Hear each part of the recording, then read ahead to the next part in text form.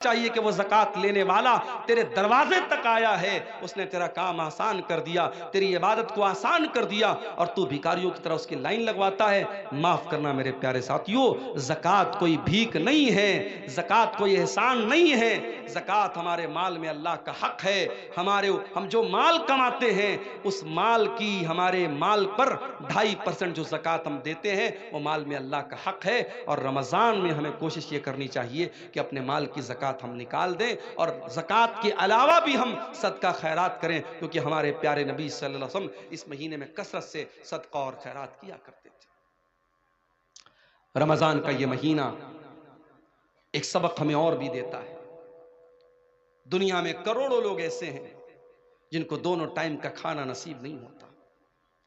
ہم اور آپ آرام سے اپنے گھر میں دیسی مرغا کھا رہے ہیں، گائے کا گوشت، جو بھی آپ کے یہاں جانور ذبح ہوتا ہے، آپ حلال جانوروں کا گوشت کھاتے ہیں، جو بھی آپ کو اللہ تعالیٰ نے نعمتیں دی آپ اس کو کھاتے ہیں۔ لیکن دنیا میں کروڑوں انسان ایسے ہیں جو بھوکے اور پیاسے رہتے ہیں، ان کے پاس کھانے کو کھانا نہیں ہے۔ میرے پیارے ساتھیوں، رمضان کا مہینہ وہ مہینہ ہے جس مہینے میں آپ 13-14 گھنٹے بھوکے رہتے ہیں۔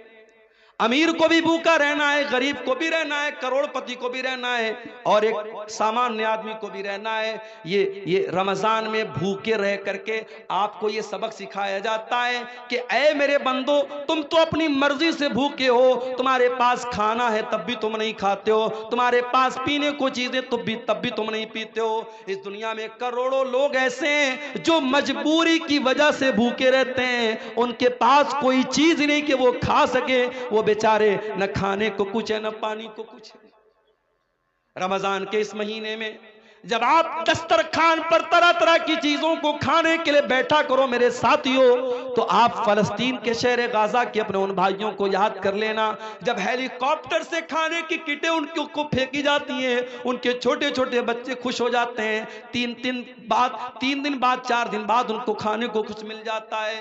میرے پیارے ساتھیوں، وہ بھی تو آپ کے مسلمان بھائی ہیں، وہ بھی تو آپ کے کلمہ گو بھائی ہیں، اسی دھرتی پر رہتے ہیں، ان کے گھروں کو تباہ کر دیا گیا، ان کے کاروباروں کو برباد کر دیا گیا، ان کی دکانوں پر بلڈوزر چلا دیا گیا۔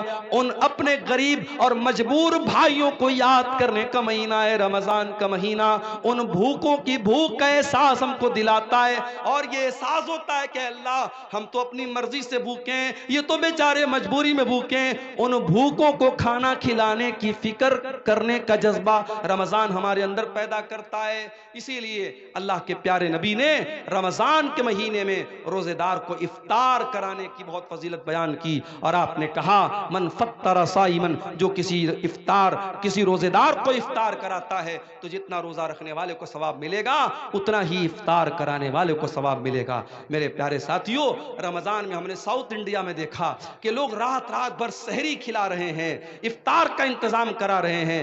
حرم کے اندر آپ کبھی رمضان میں آپ کو عمرہ کرنے کا موقع ملے، آپ جا کے دیکھیے، کہیں پہ بسکٹ بٹ رہا ہے، کہیں پہ کیک بٹ رہا ہے، کہیں پہ کھجور بٹ رہی ہے، کہیں پہ زمزم بٹ رہا ہے۔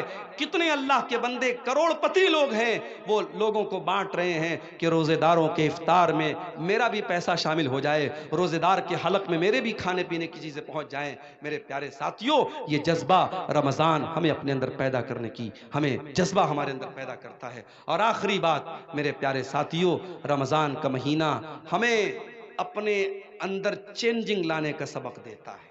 جیسے ہی رمضان کا مہینہ آئے گا ہماری زندگی چینج ہو جائے گی۔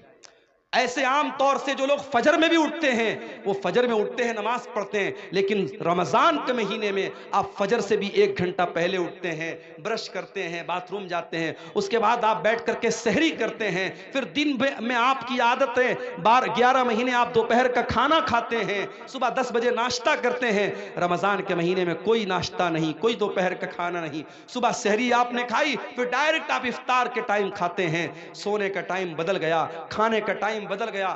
رمضان میں ایک مہینے کے لیے زندگی بدل جاتی ہے. سبق یہ ملا کہ اگر ہم اپنے آپ کو بدلنا چاہیں تو بہت کچھ بدل سکتے ہیں. میرے پیارے ساتھیوں، شاعر کہتا ہے خدا نے آج تک اس قوم کی حالت نہیں بدلی، نہ ہو جس کو خیال خود اپنی حالت کے بدلنے کا. اگر قوم کے حالات کو بدلنا ہے، اگر ملت کے حالات کو بدلنا ہے، تو رمضان کا مہینہ ایک سبق دے رہا ہے کہ ایک مہینے کے لیے اگر اپنے ٹائم ٹیبل کو ہم بدل سکتے ہیں تو ہم قوم اور ملت کے حالات کو بھی میرے ساتھیوں بدل سکتے ہیں. سوالات کچھ آئے ہیں. کیا ناپاکی کی حالت میں سحری کھا سکتے ہیں؟ اگر رات میں انسان ناپاک ہوا ہے اور اسی حالت میں فجر کی اذان ہو گئی، اسی حالت میں فجر کی اذان ہو گئی، کوئی حرج کی بات نہیں ہے. اسی حالت میں سحری کھا لیا، کوئی حرج کی بات نہیں. لیکن اگر ناپاک ہوا ہے اور فجر کی اذان ہو گئی تو جلدی سے جا کر کے غسل کر لے تاکہ جماعت سے نماز پڑھے.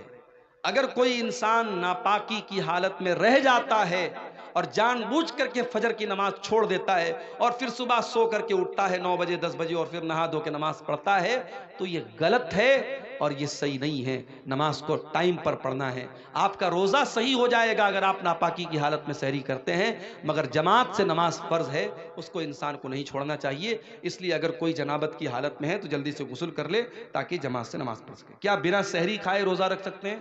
بنا سحری کھائے نفل روزہ تو رکھ ہی سکتے ہیں.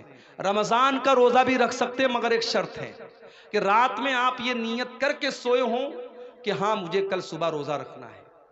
نفل روزے میں نیت ضروری نہیں ہے. نفل روزے میں آپ فجر کے ٹائم اگر اٹھے، اذان ہو گئی، آپ کے دل میں ارادہ پیدا ہوا کہ آج میں روزہ رکھ لیتا ہوں، سحری نہیں کھائی آپ نے فجر کے بعد نیت کر لی، آپ نفل روزہ رکھ سکتے ہیں. مگر رمضان میں رات ہی میں آپ کو دل میں یہ ارادہ کرنا پڑے گا کہ ہاں مجھے کل روزہ رکھنا. اگر یہ ارادہ کر کے آپ سوئے تھے اور صبح آپ کی نیند نہیں کھل پائی سحری میں تو بغیر سحری کے بھی آپ کا روزہ ہو جائے گا.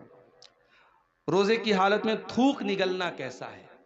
آٹومیٹک نیچرلی طور پہ اگر کچھ تھوک آپ کا حلق کے اندر چلا جاتا ہے تو کوئی حرج کی بات نہیں، لیکن جان بوجھ کے اپنے منہ میں ڈھیر سارا تھوک بنانا اور اس کو نگلنا یہ مناسب بات نہیں. یہ جو ہے اخلاق کے بھی خلاف بات ہے. ایسا نہیں کرنا چاہیے. بہرحال اس سے روزہ تو نہیں ٹوٹے گا مگر ایسا کرنا ٹھیک نہیں ہے. کیا روزے دار روزے کی حالت میں بیوی کا بوسہ لے سکتے ہیں؟ لے سکتے ہیں، مگر ایک شرط کے ساتھ کہ انسان کو اپنے اوپر کنٹرول ہو. پتہ لگا کہ بیوی کا بوسہ لینے گیا اور ناپاک ہو گیا تو مسئلہ ہو جائے گا. پھر وہ ایک روزہ ہی نہیں جائے گا، اس کو 60 روزہ رکھنا پڑ جائے گا، یا 60 مسکینوں کو کھانا کھلانا پڑ جائے گا، یا لگاتار 2 مہینہ اس کو روزہ رکھنا پڑے گا تو وہ بہت بھاری پڑ جائے گا. اس لیے جو انسان اپنے نفس پر کنٹرول کر سکتا ہے اس کو اس بات کی اجازت دی جا سکتی ہے، اس سے روزہ نہیں ٹوٹتا ہے. ٹھیک ہے. جو شخص کسی بیماری کی حالت میں روزہ نہ رکھ سکے تو اس کا کیا مسئلہ ہوگا؟ اگر بیماری ایسی ہے کہ آج بیماری ہے کل ٹھیک ہو جائے گی تو اس کو تو قضا کرنا ہے. لیکن بیماری ایسی ہے کہ اب ٹھیک نہیں ہوگی، جیسے شوگر ہو گیا، ٹی بی ہو گئی، اب یہ تو ٹھیک ہونا بہت مشکل ہے، تو ایسا انسان جس کی بیماری لا علاج ہے یا اب عمر کے ساتھ رہے گی وہ بیماری، تو ایسا انسان اگر روزہ نہیں رکھ پا رہا ہے تو ہر روزے کے بدلے 1 مسکین کو کھانا کھلائے گا. 1 مسکین کو 2 ٹائم کا کھانا اس کو کھلانا رہے گا. بہتر یہ کہ کھانا کھلا دے یا 2 ٹائم کے کھانے کا جو اناج ہے وہ اناج دے دے. اگر اناج دینے میں بھی کوئی پرابلم ہے تب بہت مجبوری کی حالت میں اس کا پیسہ دے سکتا ہے، ورنہ شریعت میں اطعام کا لفظ آیا، کھانا کھلانے کا لفظ آیا ہے تو کھانا ہی دینا چاہیے یا کھانے کی جگہ اناج دینا چاہیے. روزے کی حالت میں گل یا کوئی نشاور چیزوں کا استعمال کرنا کیسا؟ بالکل غلط ہے. روزہ جب آپ جائز چیزوں کو چھوڑ رہے ہیں تو بھائی گل کیوں نہیں چھوڑ رہے ہیں آپ؟ کوئی کہہ رہا ہے کہ صاحب ہم گل اس لیے کرتے ہیں پیٹ صاف ہوتا ہے. ارے بھائی کسی اور چیز سے صاف کر لو اپنا پیٹ، گل سے مت صاف کرو. اور گل ایک ایسی چیز ہوتی ہے کہ کچھ نہ کچھ اس کا اثر منہ کے اندر محسوس ہوتا ہے. تو روزے کی حالت بہت اگر آپ کی مجبوری ہے تو آپ صبح سحری کے پہلے جو ہے یعنی فجر کے پہلے آپ کر لیجئے، وہ بھی اس صورت میں جب گل کے اندر نشہ نہ ہو. اگر گل کے اندر کسی طریقے کا نشہ ہے تو روزے کے پہلے یا روزے کے بعد میں یا روزے کی حالت میں کسی بھی صورت میں وہ صحیح نہیں ہے. روزے کی حالت میں اگر کوئی شخص اپنی بیوی سے ہم بستری کر لے تو وہ کیا کرے؟ جان بوجھ کر کے اگر ایسا کرتا ہے تو روزے کا اس کو کفارہ دینا پڑے گا. کفارہ کیا ہے؟ لگاتار 60 دن جو ہے وہ روزہ رکھے. اگر اس کی طاقت نہیں ہے تو 60 مسکینوں کو کھانا کھلائے. اگر کوئی مسلمان کسی غیر مسلم کو روم کرائے پہ دے دی اور اس میں مورتی رکھ کر مورتی کی پوجا کرے تو کیا یہ صحیح ہے؟ اب جب آپ نے غیر مسلم کو دیا ہے تو آپ کو سوچ سمجھ کے دینا چاہیے تھا. آپ نے دیا ہے تو آپ منع تو نہیں کر سکتے. غیر مسلم ہے تو اپنی تو پوجا کرے گا ہی. لیکن بہرحال آپ اگر یہ شرط لگا دیں کہ بھائی دیکھو ٹھیک ہے ہم تم کو دکان کے لیے دے رہے ہیں مگر اس میں پوجا پاٹ مت کرو، اگر یہ شرط لگا سکتے ہیں اور سامنے والا اس شرط پر عمل کر سکتا ہے تو اچھی بات ہے. لیکن اگر یہ شرط لگائے بغیر آپ نے دیا ہے اور وہ کر رہا ہے تو آپ کیسے روک پائیں گے؟ اس لیے قرآن کی آیت ہے کہ برائی کے کاموں میں ایک دوسرے کی مدد مت کرو. یہ ایک طریقے کا شرک ہو رہا ہے جو آپ کے گھر میں ہو رہا ہے، تو آپ شرک کے کاموں میں سپورٹ کا سبب نہ بنیں، اس سے بچنے کی کوشش کریں. کیا مدرسے میں صدقۃ الفطر دینا چاہیے؟ کوئی عالم بولتے ہیں کہ دے اور کوئی بولتے ہیں نہ دے. اگر مدرسے میں غریب بچے ہیں، غریب بچوں کے اوپر وہ پیسہ خرچ ہو رہا ہے، اس کا الگ حساب کتاب ہے کہ صدقۃ الفطر کا جو اناج ہے وہ انہی غریب بچوں پر خرچ ہو رہا ہے یا وہ رقم ان غریب بچوں پر خرچ ہو رہی ہے، تب تو دیا جا سکتا ہے. لیکن عام طور سے اس میں مدرسین کی تنخواہ بھی دی جا رہی ہے، مدرسے کی تعمیر بھی ہو رہی ہے، تو ایسی صورت میں دینا ٹھیک نہیں ہے. کیونکہ صدقۃ الفطر کا پیسہ مسکین کو دینے کا حکم ہے، ہر جگہ دینے کا حکم نہیں ہے. جو عالم خود عمل نہیں کرتا اور وہ دوسروں کو واعظ و نصیحت کرتا ہے تو کیا صحیح ہے؟ ظاہر ہے کہ صحیح تو نہیں ہے. لِمَ تَقُولُونَ مَا لَا تَفْعَلُونَ، وہ بات کیوں کہتے ہو جو تم کرتے نہیں ہو؟ کیا حلال جانور کا خصیہ کھا سکتے ہیں؟ جانور جب حلال ہے تو اس کے بدن کی تمام چیزیں حلال ہیں، کوئی بھی چیز مکروہ نہیں ہے. ٹھیک ہے. اللہ تعالیٰ سے دعا ہے اللہ تعالیٰ ہم سب کو نیک عمل کی توفیق عطا فرمائے. رب العالمین ہمیں کہنے سننے سے زیادہ عمل کی توفیق دے، ایمان پر قائم رکھے، ایمان پر ہم سب کا خاتمہ ہو. آمین. وآخر دعوانا الحمدللہ رب العالمین. والسلام علیکم ورحمۃ اللہ وبرکاتہ. وعلیکم السلام ورحمۃ اللہ.